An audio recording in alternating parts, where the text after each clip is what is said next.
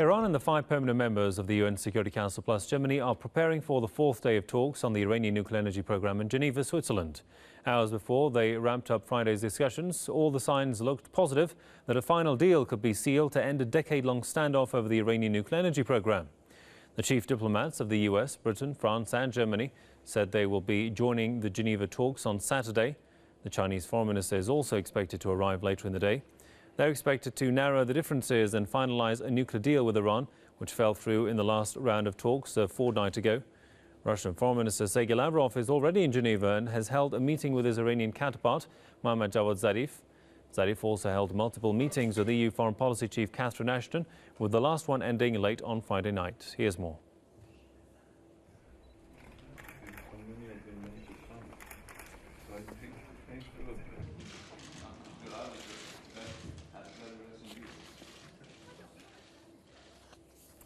Well, let's put this into context now. Let's talk to Hamid Reza Mahdi, Press TV's newsroom director. Welcome, sir.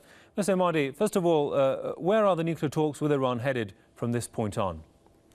In just a few hours' time, Iran and the P5+1 will start a 4th day of talks in Geneva with the US Secretary of State, the British Foreign Secretary, and the German and French foreign ministers arriving to join the talks. Last time, the top diplomats rushed to Geneva. They lessened the possibility of reaching a deal, but this time they are expected to show a more positive approach, as there are signs coming out of 3 days of intensive talks between representatives of Iran and the 5 permanent members of the UN Security Council plus Germany that a deal may be just around the corner. It appears that both sides have shown maximum flexibility in order to break the decade-long deadlock in talks. Iran says it wants its enrichment rights to be respected and mentioned in any possible deal as the ultimate goal of the negotiations. Tehran says it is ready to remove all possible concerns about the nature of its nuclear energy program.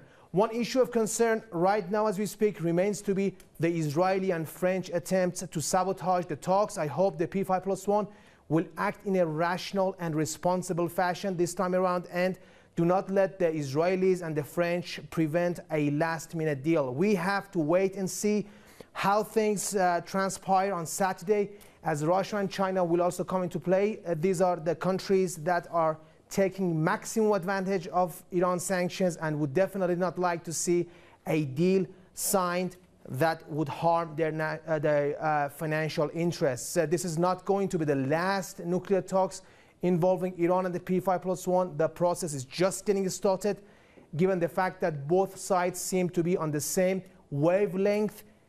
After so long, there are high hopes that the case will be closed this time around in the course of 2014, to the disappointment of Israel, which has hundreds of nuclear weapons and its arsenal never gets inspected.